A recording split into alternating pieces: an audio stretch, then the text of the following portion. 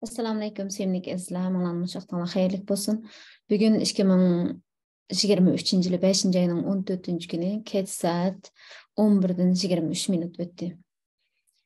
Bütün Türkiye, şundaqla bütün dünyadaki Uyg'urlar Türkiyədəki saylamның nəticəsiga müştaq qarab tikilib o'tiraqlıq.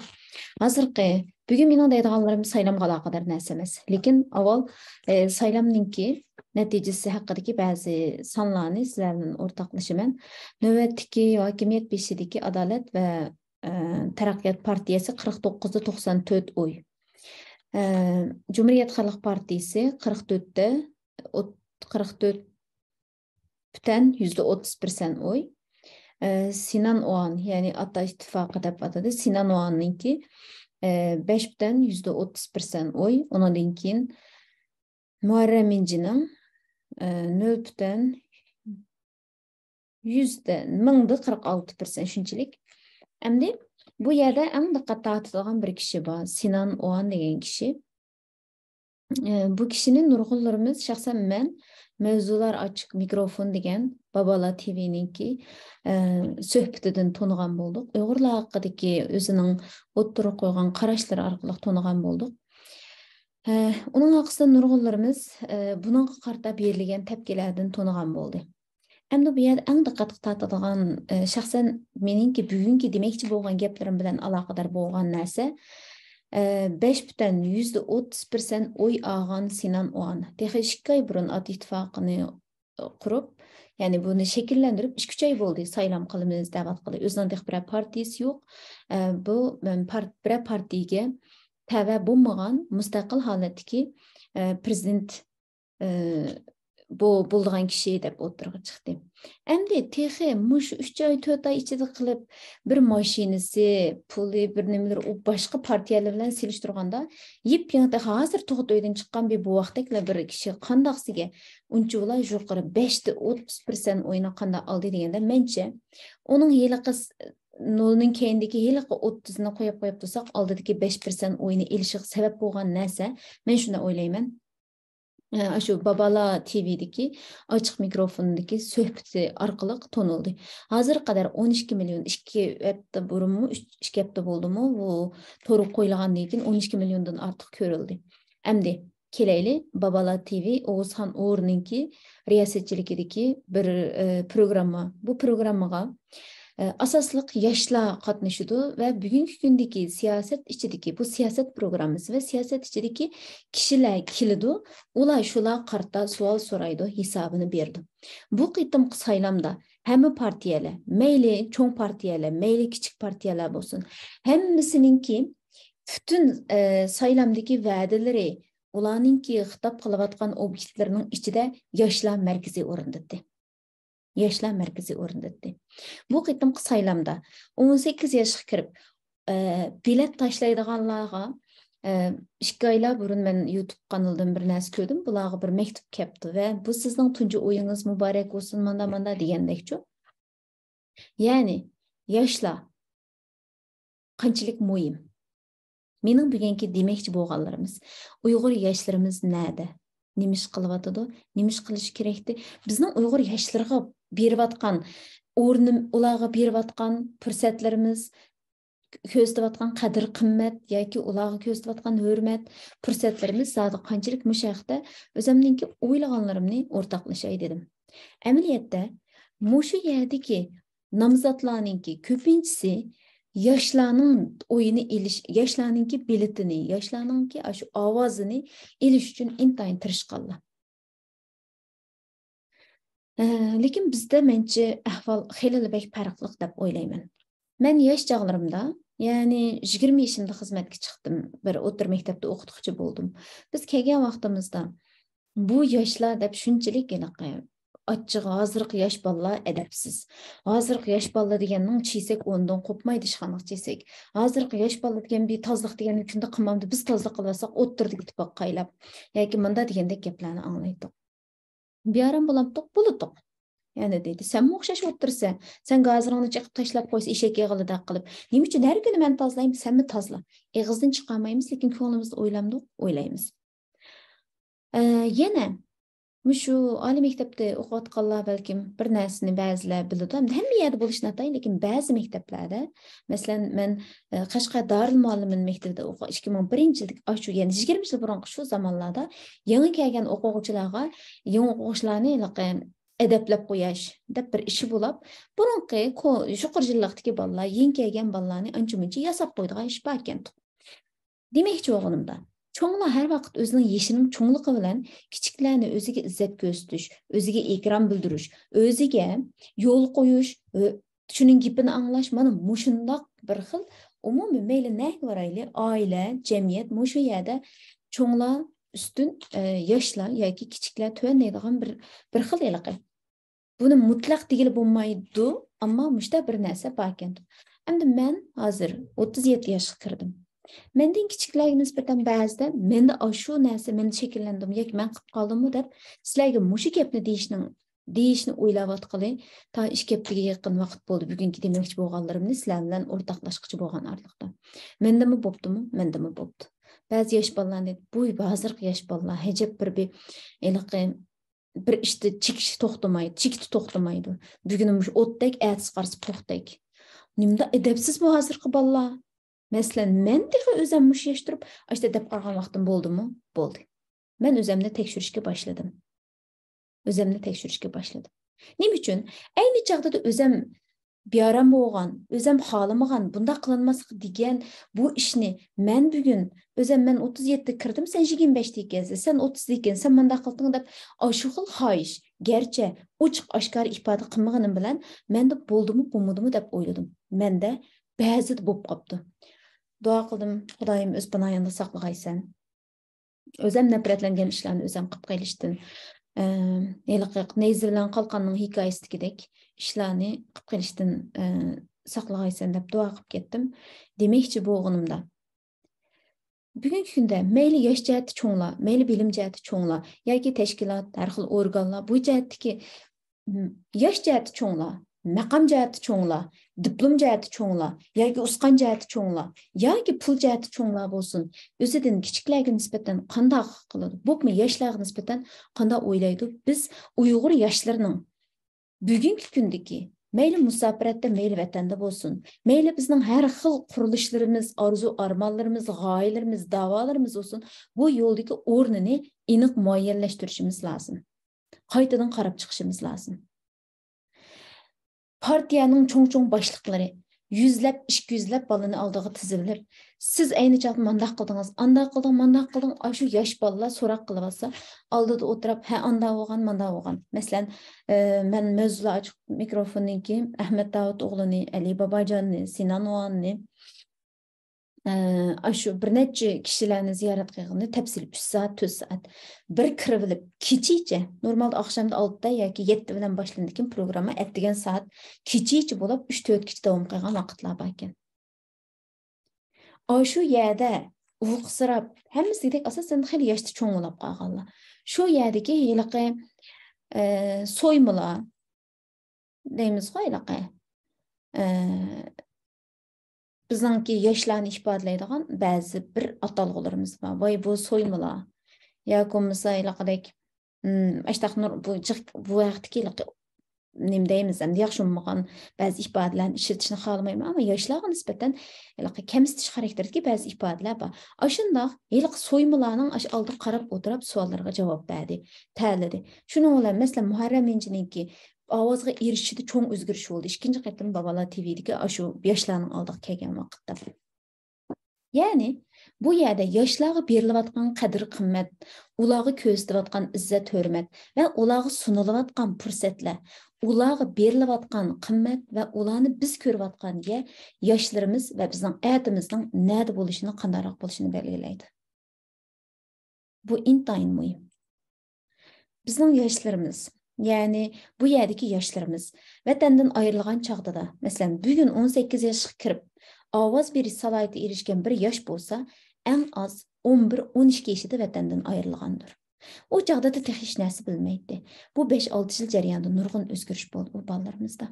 Bizning da'vatqanimiz shu 10-11 yosh, ya'ni 5-6 yildan keyin ovozni tutib turib, o'zining siyosiy maydoni kelgüsüge bo'lgan ko'z qarashlari, arzu armonlarini qila oladigan shu bolalarimizni nega qo'yamiz? Qanday muomala qilamiz? Agar biz bolamizni mening balam mandaraq bir yerda bo'lsin desek, shu yerdagi bir kishiga qilgan muomalani qilgan vaqtimizda, shu sharoitlarni sunishga tirishgan vaqtimizda balamiz aşağıya bora oladi. Agar balamizning bir zungtong bo'lishini orzu qilsak, bir zungtongga qanday muomala qilishimiz kerak, bir zungtong qanday tarbiyalanish kerak, mushu nuqtalarni balalarimizga ko'rsatilganda, yoshlarimizni nimani umid qilsak, shularga shundaroq bir narsa alalıqdek berəlikdek nəsini biz berələmdik deganni o'ylab bu tampонлыкны tutib turadigan vaqtimizda menimcha umumiy jihatdagi Uyg'urlarning ahvolida noiti jiddiy shekilda noiti butun Uyg'urcha gap qilishga tirishyapman, kechiringlar. Intayin astoydil va haqiqiy shakldagi bir o'zgarish shakl hosil bo'lishi mumkin. Yoshlarimiz bizda yoshlarningki o'rni o'rganguvchi, nodon yoki bo'lmasa ko'pincha holatda kichik, texi ishi uqmaydigan, qiyni qiziq, hayajon degandek narsalar bilan ta'riflandi, sifatlandi. Shundaqmi? Qiyni qiziqmi qiziq. Shu qiziqlik bilan no'chinimi qilib, xatonimi qilib, xatolari to'g'ri shaklda yetaklanib ko'rsatib berilganda texmi yaxshi qilib, hayotidagi jiqilib qopab mangadi. Shunga o'xshash bular pishib yetiladi. Ularning bir qitimliq shiqilishi bilan yo'qqa chiqarayotgan vaqtimizda yoki biz bir masalan hozirgi yosh bola o'g'ab oltirib quloqqa olib esib oladi, qishining merini kesib oladi, chechini ayadi bo'g'ibapti, ishtonning tizini jitibapti, mandaq qilyapti degandek bizning yoshlarni ko'radigan ko'zimiz faqat bu tarafda bo'lib qolsa, u yoshlarimizni qandoqsiga biz orzu qilgan yerga ekilalaymiz? Albatta bu o'zimizning arzusini yoshlarimizga tengish deganlik emas. Biz arzu qilgan yerga ularga bir yo'l sizib berishimiz kerak emasmi? Ularni quchoqlashimiz kerak emasmi? Sen mening bir bag'rim ya. Sen mening yuragim. Sen mening bir parcham. Biz asli mandaq. Bo'pti, sen bunday qilmasang hurmat qilma, ammo sen asli kim bo'lish kerakligini balki bilmagan bo'lishing mumkin. Masalan, bu yerda sat o'rdak cho'chisining hikoyasini deb bergim keladi. Bir tuxumdan bir cho'cha chiqadi va bu cho'cha o'ynaydi. O qadar sat. Hammasi sen bek satgansa, hech qaysi buni arg'anmaydi. Chunki u hech qaysiga o'xshamaydi. U yeklindi, ko'ngli yerim bo'ladi. Onasining keyindan qaqillab mangsimini nima qilmaydi. Hammasi tarafidan yeklangandan keyin oxiri shunchalik ko'ngli yerim bo'lib deydi, men sening onang emas, sen mening balam emas degandan keyin o'zining onasini izlab yo'lga chiqadi bu sat o'rdak cho'chisi. Manga. Yeri o qushning qishig'i berib baqadi onammiki deb emas. Yeri bu qushning qishig'i berib baqadi onammiki deb emas. Bu jarayonda manga bir kun bir ko'lning bo'yiga kelib, shunchalik shig'lab ketadi. Va ko'ldagi sho'lasi qargan vaqtida ajoyib chiroyli bir oqqu. Shuning bilan yana bir qaraydi, osmon qaraydi. Shu vaqtda osmonda uchib ketayotgan o'zining asli tava bo'lgan to'plamini ko'radi va uchib chiqadi. U o'rdak emasdi. U g'oz emasdi. U kappa emasdi. U keklik emasdi. U oqqudi. Bizning bolalarimiz oqqu. Uning yeri ko'klarda, osmonda. Onun o özününki şu osmondagi o'rnini, o'zining go'zal holini, topqichi bo'lgan orliqdagi ba'zi kamsitish, bilinmaslik bu narsalar shularning shu yo'lda shiqilib qolmay, yo'qolib ketmay, shularning o'zini tepish yo'lida to'g'ri bir yo'lni sizib berishimizga ehtiyoj bordir. Undan keyin bizningki yoshlar tutgan pozitsiyarimizda cho'qim men cho'ng, sen kichik emas, to'g'ri, cho'nglarni hurmatlaymiz, kichiklarni izzatlaymiz. Undan keyin yoshlarga nisbatan keng qo'saqlik va sabrchanlik bilan muomala qilish, ularning xatolari sababli tashlab etmaslik, balki ularga to'g'rini ko'rsatib berish uchun bir oila, bir shaxs, bir ota-onalar emas, balki butun millat holatida buningga yordam qilishimiz kerak. Falonchi degan pustonchi hojim turib, bolasi anda qilibdi. Bu ko'nchiniki qizini munda qariga qo'yibdi, ana qizini anda turibdi Bundaq bolsa bolmaydı. Pustançı hacının bizning ko'zimizga sig'magan bolasi Uyg'urning bolasi. Pustançı xonimninki qari turib manda avlab qapti degan qizi bizning qizimiz. Bu narsani cho'qim xiyolimizga kelganda, tilimizga kelganda kesishimiz kerak ashadi. Ashadi kesishimiz kerak. Bunaqa yoshlarımızın kuchida qila oladiganlarini to'nib yetish kerak. Bugungi kunda dunyoni cho'g'iltib olgan, saran qilib olgan Elon Musk, Google'ning qurg'uvchisi, Facebook'ning qurg'uvchisi, olma telefonninki sahibi, dunyoni o'zgartirib atgan, kishilarning turmushini, ideyasini o'zgartirib atganlar yoshlar. Ularning men 5 yoshlik balam qilgan taq telefondagi narsani o'zim 2 qitim aspirantlik o'qigan, chet elda mushtatim qilayotgan eng yangi texnologiyani men tang mengib berishim kerak. Men keyinda qolmay deb tirishayotgan bir pul sifatim bilan 5 yoshlik balamga ba'zi narsalar tenkilanmayman. Yoshlarning shu qaynab turgan qini, shu kuchi, shu energiyasi, shu aqli bir yerga yetaklanish kerak. Ular uchun biz nimalarni qilishimiz kerak? Buni kollektiv va shaxsiy oldida o'ylashimiz kerak. Bolalarimiz faqat maddiyat tarafdori bo'lib qolsa bo'lmaydi. Oliy maktabda muncha o'qib, bunda o'qilib, onda imtihonga qatnashib, oxir erisiga 15 ming yo 20 ming lira maosh olganmiz. Uningdan Yevropaga tushib kelsak, kuniga qancha ishlasak, munda qiysak, 2-3 ming yevroni topsak bo'ldi, pulni topsak bo'ladi ekan. Masala pul masalasi emas. Biz hech qachon qo'sqimiz och qilib, yanchiqimizda pulimiz yo'qolib qolib kelmadik.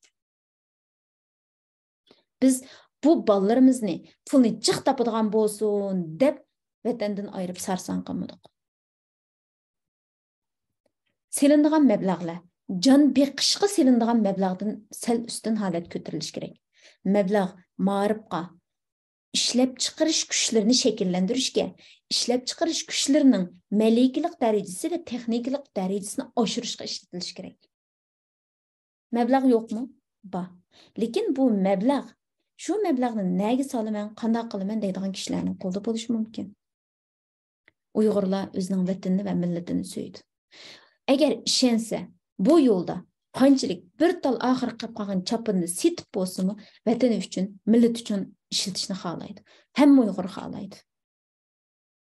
Chunki biz vatansizlikning, vatani bo'lmasa hech nimasi bo'lmaydiganligi, u boylik, u chiroy, u mashina, u uy, hech narsaning odamning ichidan bir huzur bermaydiganligini jilikimizgacha his qildik. Ammo muhim narsa shu. Ishinalamdi va buning kelgusida bizni nega kelib bora oladiganligini ko'ralamdi, yo'qmi degan masala mablag' sog'uvchilarni yoki pulini ishlatuvchilarni ikkilantirdi xolos. Pul yoshlarimiz uchun. Pul yoshlarimizning ilm elishi, o'zining orzu armonlari yo'lida to'xtamay tirishish uchun ishlatilsin. Biz yoshlarimiz uchun bugungi kunda berdiganimiz muhabbat, bugungi kunda ularga berdiganimiz to'g'ri shakldagi va'z nasihatdan halqib ketgan do'stlik bo'lish kerak. Nurg'ullar deymiz-ku, bola degani cho'ng bo'lganda boqsiz. U kichik vaqtdagi beqish emas. Cho'ng bo'lganda odishining keyindili ketadi, nima desa qiladi, bizning gapimizni anglamaydi. Bizning gapimizni anglamaydi. Ular do'stlarining gapini anglaydi. Biz ularga do'st bo'la olgan vaqtida bu do'st bo'lish, "Ola men sening do'stingjima, nima gaping bo'lsa menga da" deyish bilan bo'lmaydi. Bu do'st bo'lish, ular bilan o'xshash saviyaga kelalash uchun tirishayotgan, ularni tushunish uchun tirishayotgan, ularga ulgu bo'lish, yaxshi o'rnak bo'lish, ularga ilhom ato qilish uchun tirishayotganlar orqali bo'ladi. Men bu bir necha kundan butun xiyolim yoshlarda.